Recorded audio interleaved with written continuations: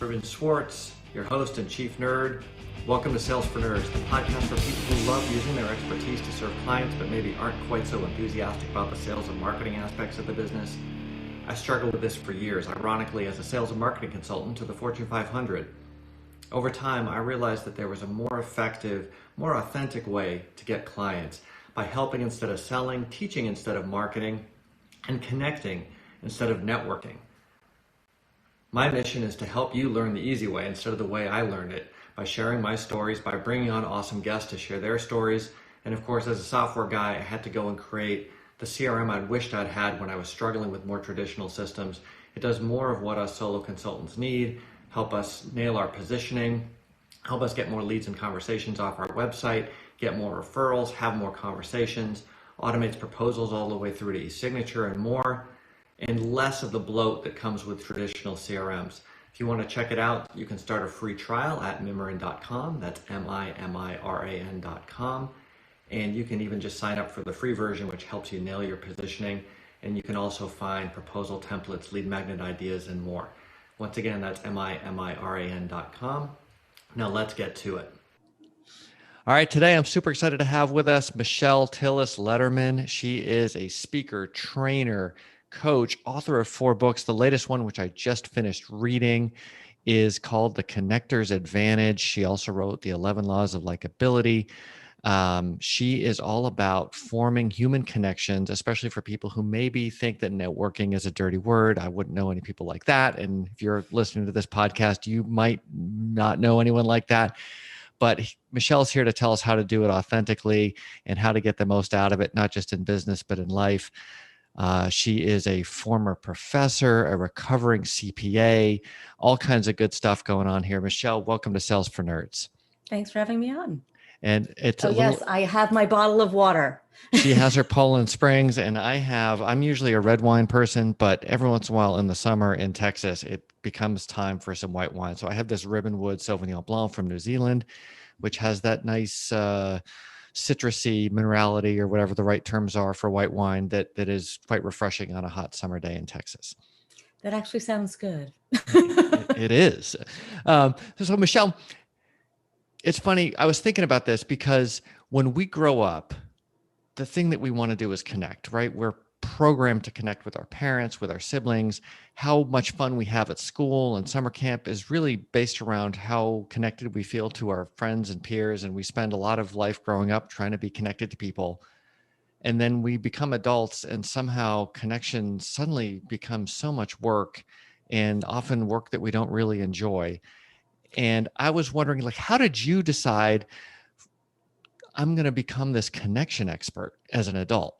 I don't think I ever decided it, okay. To be honest with you. I think it's something I figured out and then needed to share, because you're right. We go through life seeking that connection, whether it is our BFF at school, finding that person we want to spend our life with. We build those connections, and then life sometimes just takes over and it feels awkward or uncomfortable, and we start to second guess ourselves.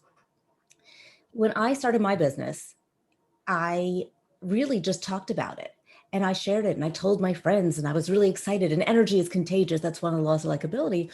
And so what happened was, really my book became an answer to everybody saying, how did you build your business? And this is how I did it. It was about thinking about, the connection, the priority of the relationship. And that's really what a connector is. And, we talk about networking, and I really hate the word networking. Like everybody else, it has the word work in it. So I get it, why people don't want to do it. But it isn't really about that. It's about making friends. It's about prioritizing relationships. And a connector, networking is something you do, right? We go out there, we put our hat on. I'm going out to network so I can get a sale, a client, a this, a that, a job. A connector, that's who you are. And you embody these mindsets in every interaction you have, no matter where you are. And what that does is that enables you to get your results faster, easier, better. That's the connector's advantage. Whatever it is you're working on, you're going to get there faster, easier, and better as a connector, because it's those connections that just enable the speed and often a better result than you would ever have imagined. And it's more fun. It's easier. Like it doesn't feel like work. So when I figured all of this out, I was like, well, I got to share this because if it just makes such a difference, not only in your bottom line and your results, but in how you feel in accomplishing them. Absolutely. And as someone who was an introvert who hated networking and all of that stuff for a long time, I realized I hated it because I was trying to do it in a way that wasn't really authentic. But even us introverts, we need connections too. We are social creatures, just with different modes of connecting, I guess. And I feel so much better having worked on that deliberately myself, maybe not quite as deliberately and carefully as you have. But it makes a huge difference, especially coming out of this pandemic where we have been so isolated and really have to be intentional about nourishing and forming connections. You know, I get this a lot because the whole introvert extrovert conversation. I'm married an introvert. I totally get it. I've actually like blended a little bit more towards him and he's blended a little more towards me. But the truth is that some of the best connectors I know are introverts. And a few of them have even contributed to the book. A few of them have been on your show. The idea is to not do it the way it looks like somebody else is doing it, to do it the way that it works for you and to understand the natural strengths that you bring to connection. So extroverts bring to connection the natural gift of gab, the ability to make people feel comfortable, to be able to go up to anybody and start a conversation and keep it going. And those are great. They're expressive, they're easy to read. Here's what they don't bring. They don't bring the listening skill. Mm-hmm. They often can be a little bit too much, a little off-putting. They're also working a room and a crowd and a multitude of people rather than focused on the one. So again, use your strengths, but understand where it's not working. The introverts are quite the opposite. They're natural born listeners. They are social and curious, which is one of the mindsets of a connector, but not social like a social butterfly. Mm-hmm. They're social and curious in a way that they really want to know something about the person they're talking to. And they're really great at inquiry. Their challenge is to stretch themselves to be willing to share. They don't want to tell too much about themselves. They're better at taking information in and listening. And they're also better on the one-on-one, which is really where connection forms. So it's really about understanding what strengths do I have, start there, and then learn to stretch. And, the extrovert's going to be a better listener and the introvert's going to be a better sharer. I think that makes a lot of sense. And you had a great phrase in your book about not trying to mimic what you think of someone else doing, but embracing your own quote unquote unique charms. Oh, I'm so glad you picked up on that phrase. It's great because I think that's true for, especially when you walk in and where that introversion does come in, you think, gosh, I don't have the gift of gab, or my suit doesn't look nice, or, I don't know half these people, they all know each other, whatever it is, right? And there's some weird thing, or I have a sense of humor that not everyone appreciates, right? Like you talk about your height, which I thought was really interesting, right? There's all these things that we really can't change all that easily. And if we try to fight them, then we end up kind of at war with ourselves instead of just saying, hey, here I am. I have a dry sense of humor and I'm X feet tall or whatever.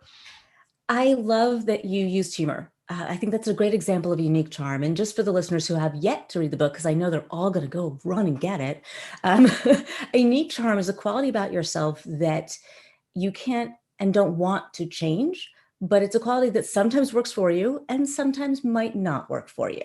And that's the idea behind it. So height is not necessarily a unique charm, but it's a unique kind of identifier that you can use and help you start a conversation. A unique charm is really about a personality trait. So your humor. That's a great example. My husband has the same thing. Sometimes he doesn't know the right time to tell a joke or not to tell the joke. And sometimes the joke comes out of his mouth before he's like, oh, that was probably not the right one to say here.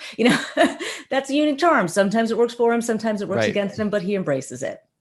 He's got the dad joke t-shirts and all of that. Whereas I share in the book, one of my unique charms is my gift of gab. And maybe coming on a little bit too much. I tend to be very animated and very expressive and very energetic. And energetic is fine, but hyper and, off-putting is where it can get to. And I literally walked into an event. I was the speaker, so I'm thinking, I'm going to talk to everybody. And one woman literally said, she almost turned around and left. Before your talk actually officially started. because I was just too much. She stayed and she shared. And she shared that. And I thought it was this beautiful moment where she said, you picked up on it, right? And I did very quickly. I realized I was too much for her. And I tamed it down a little bit. And that's the idea of flexing our unique charms. We're not changing ourselves. We're not trying to change ourselves. But a flex is a temporary, a momentary adjustment in our style to increase our effectiveness with somebody else. And I was being very ineffective. I toned it down. It was probably a little too late at that moment, but at least she didn't run screaming out the door. She stayed for the talk, and it was a talk on branding. And at the end of the talk, I asked people to describe me, and I asked them if their opinion changed. Because typically, right, we make our decisions very quickly about people. And she said, actually, mine did change. And she shared her experience of me as she came in, and then her experience of me when I was on the platform. And I thought, what a wonderful learning moment for me. And if we can all have those moments where we learn a little bit about ourselves and when it's working for us and when it's not, we can really appreciate our unique charms, but understand that sometimes we have to just tone them down. Right. But I think the other thing to think about is, imagine that woman had run out and never come back.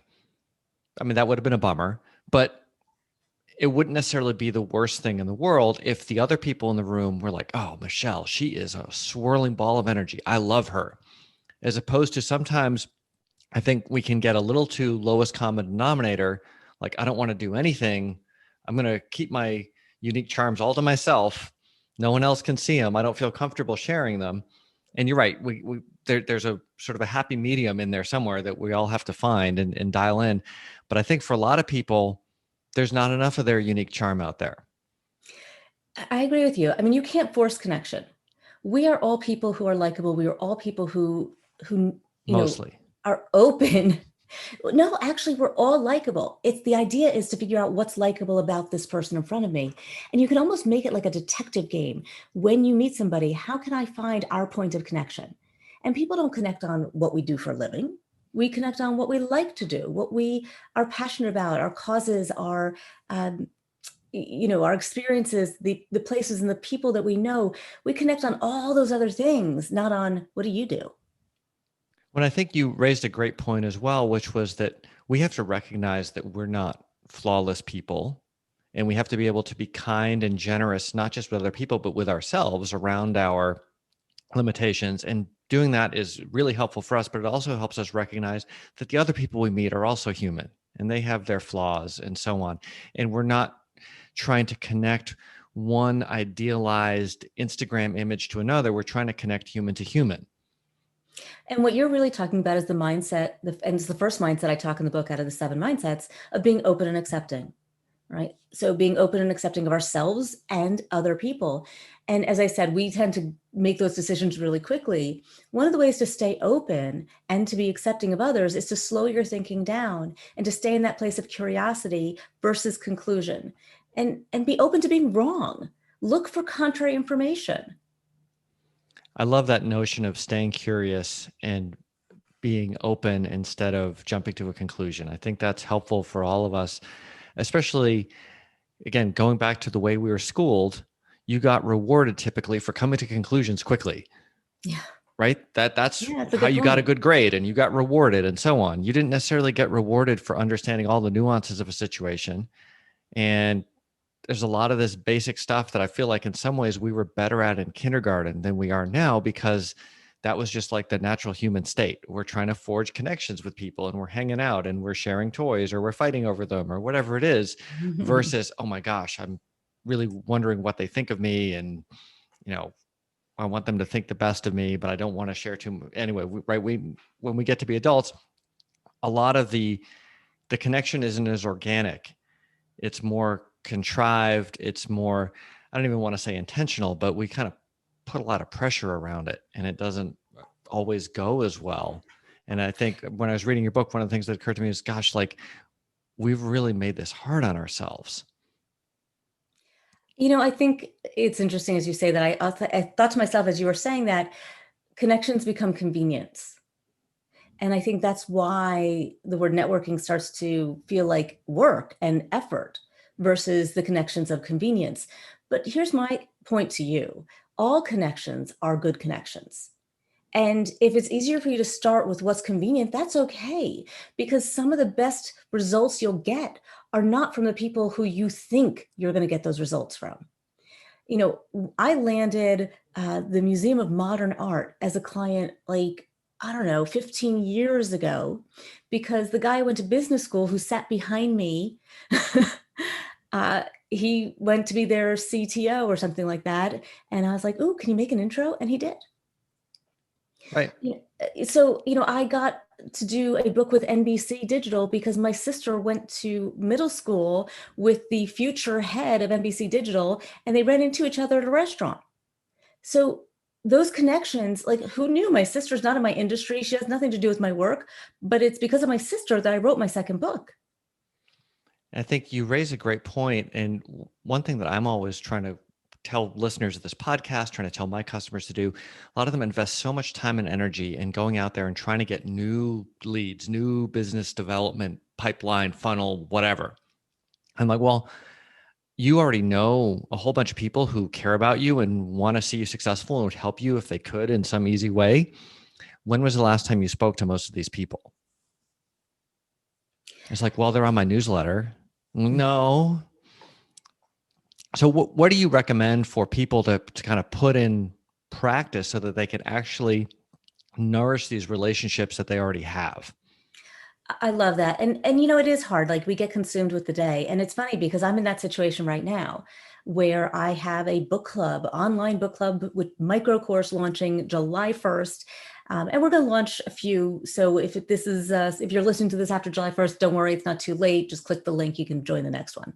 But I'm thinking, oh, I need to reach out to people directly and, getting these conversations about, hey, would you like to do a book club with your friends on this book? And hey, and so it's those intentional reach outs. But I reached out to somebody today, and the whole first half hour of the conversation was what was going on with her and how I could help her. And I have a lot of follow-ups for her. And then it was, you know what, if there was time, then I would talk about it. Mm-hmm. And it wasn't just like, hey, I'm calling you because. So one of the things is to make sure that when you do reach out to people, it is not just for something. Right. That's the mindset of a generous spirit, is making sure that you are thinking about, how do I add value? How do I give to somebody else? And so when you have all these people that you want to stay connected to, sometimes it's difficult. So what I do is, when somebody pops into my mind, I write down their name. Actually, I usually tell my phone, call so-and-so, Right. And I just throw it in my calendar. And so their name will now be in front of my face. And so I might send them a text. I might send them a little thing on Facebook. I might send them a note on LinkedIn. I might send them an email. But I will find one point of contact for whoever has just jumped into my head. So the idea there is that if you think of them, act on that thought. So that's number one. Number two is really think about your underutilized time. And I don't mean your downtime. I mean your underutilized time. And so this is a little bit around the mindset of abundance, right? We think, well, time is a scarce resource. Yes, it is. But we're not always using our time effectively. And there are times when, well, we used to commute, right? Right. That might have been downtime. Or there's times when you're like in food coma right after lunch, where you're like, you're not going to get any of the major work done. So you might as well just do some of that, lighter stuff. And that's where you can send 5 emails, right? Or any Friday between 4 and 5 p.m. is the least productive work hour of the work week. So Fridays at 4, that's a great time to do your reach out. So you might just pick one day a week or one time of day and say, I'm going to spend 5, 10, 15 minutes. Those 5, 10 to 15 minutes will add up over the weeks, and those connections will stay in your mind. Yeah. And it's interesting because I did something similar starting a couple of years ago, because I realized, gosh, I really love having random conversations with people. And they're really helpful, and I feel connected, and sometimes I'm helpful, and sometimes they're helpful to me, and sometimes we're helpful to each other, and my day is just better. But I hate calling people or doing sales calls or whatever. So I thought, I'm just going to devote time to talking to the people that I already know when I don't need something from them. And it's like, at first I was like, I don't want to bother them, they're really busy, blah blah blah. Nobody has said, gosh, I'm really upset that you called me, I hated hearing from you, never call me again. And if they did, that would actually be fine, right? Then I can like close that loop and not worry about it anymore. But oh, I'm so glad you called. Sometimes we have a great conversation. Sometimes it's voicemail. Sometimes it's, can I call you back? Let's put some time on the calendar next Tuesday, whatever it might be. But we have that real conversation when there isn't the pressure of some deal or deadline or some other, like I'm not asking for a thing other than connection. And it's been wonderful. Yeah.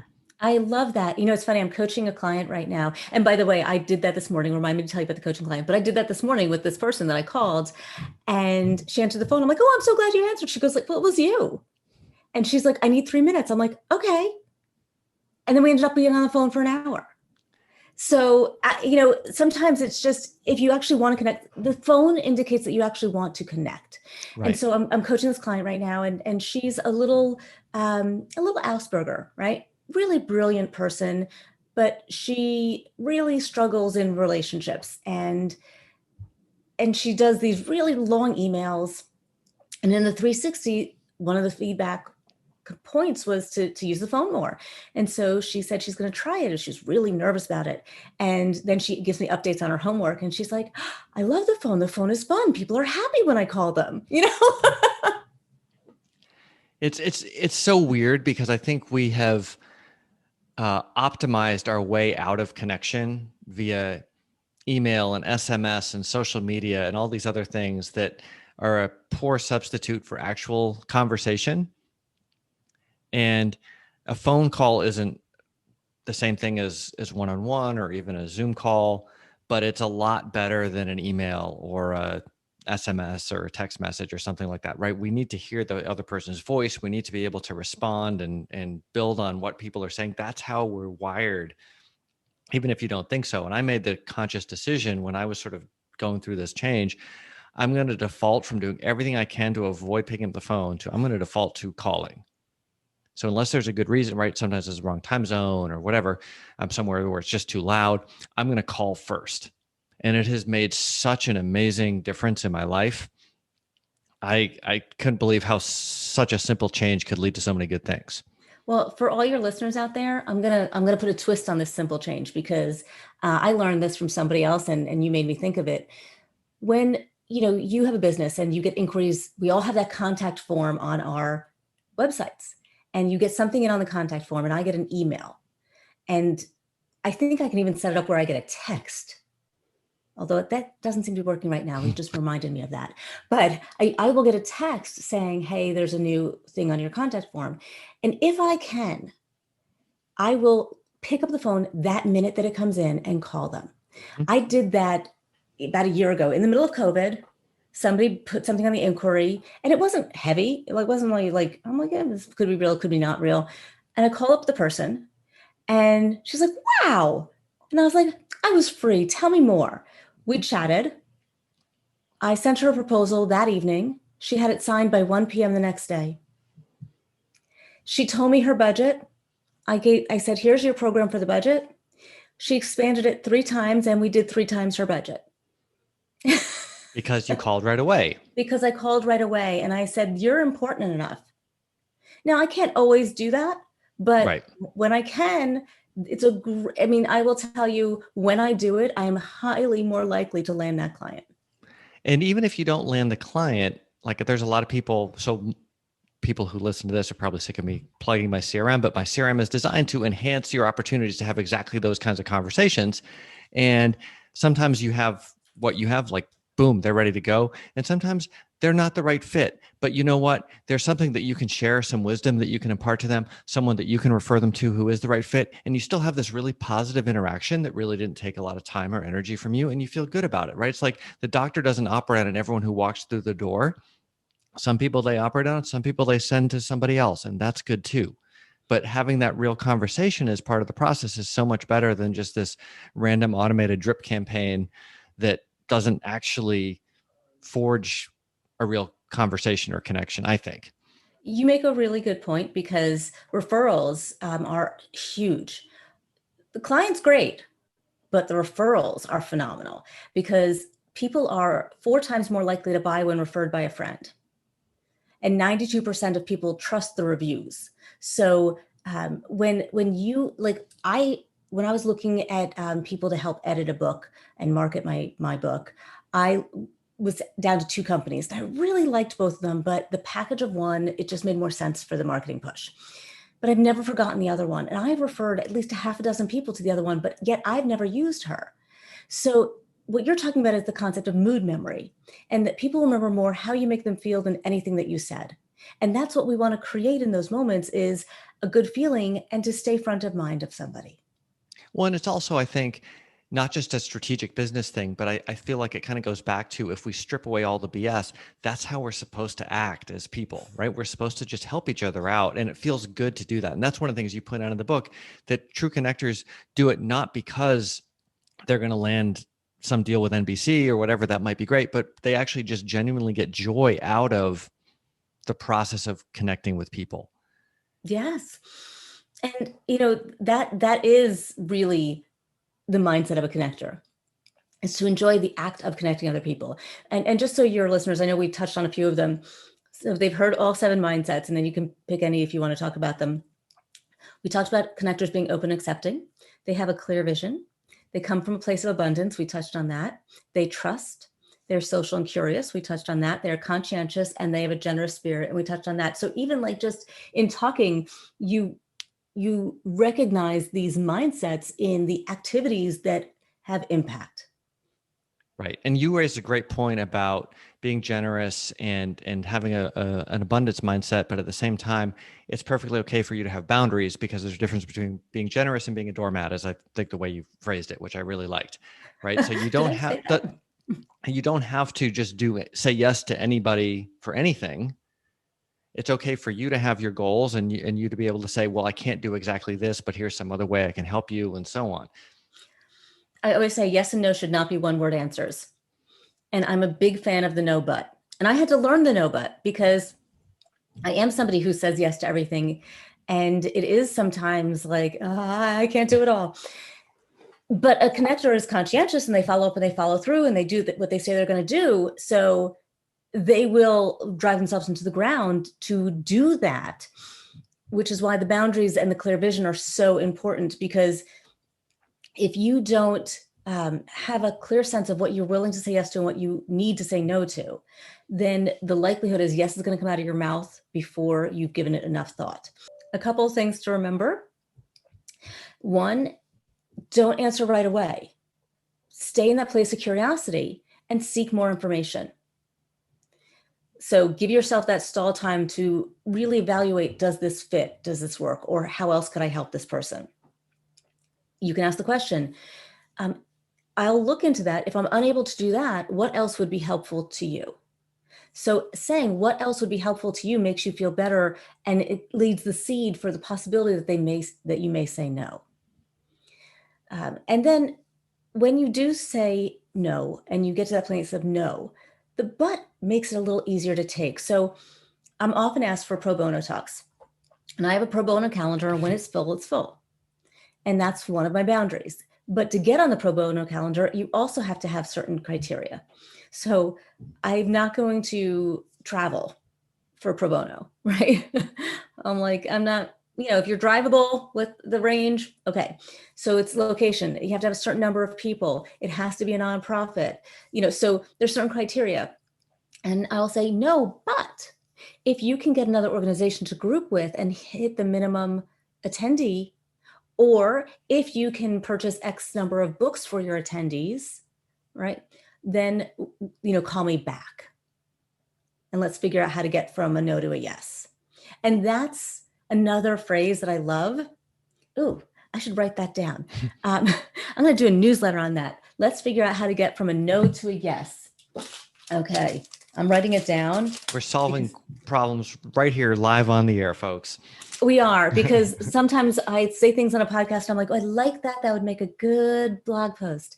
So that phrase is really great in those no moments, to say, right now it's a no, but let's explore how we can get from a no to a yes. Right. Or I share your goals to further the cause of XYZ. I'm busy, I'm whatever. What else would be helpful? And sometimes you can come up with something that maybe was even better for them than their original ask. Exactly. I'm taking notes because I'm like, this is totally going to be a blog post. Awesome. Well, hey, I know you have to run because you have a very busy calendar, but I wanted to ask I've got 3 of these today. you're in demand. People must like the book.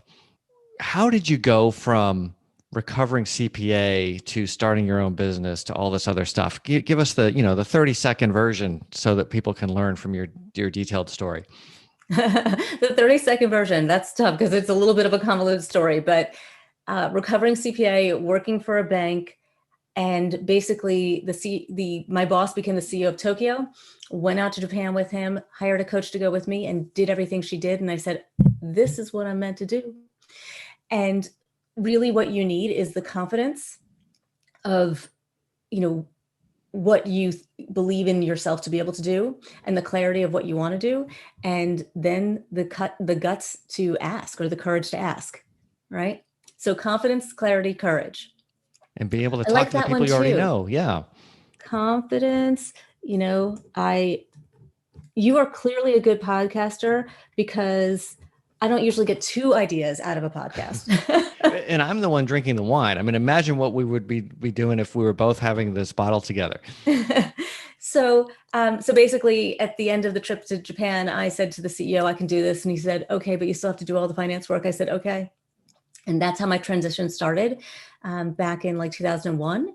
And by 2004, I was incorporated, had my first client, JP Morgan. And I was still in finance till halfway through 2005. As I built it on the side, I was teaching at NYU at night. I was doing all of it on the side. And I'm sure if you go onto my blogs and all those other places that you'll send them to find me, you'll hear the longer story. It is a great story, and some of it's in the book as well. And speaking of which, Michelle, where should people go to find out more about you? I love it when I hear people coming to find me, and I actually did the show one because I just love the title of your show. We breed nerds in my house, and we're very proud of that fact. So please tell me that you heard me on this show. And you can really start at my website, which is Michelle with 2 L's, Tillis, Tillis, Lederman, Lederman.com. From there, you can get to my blog, you can get to my YouTube channel. LinkedIn is my favorite social media, but you can get to all of them.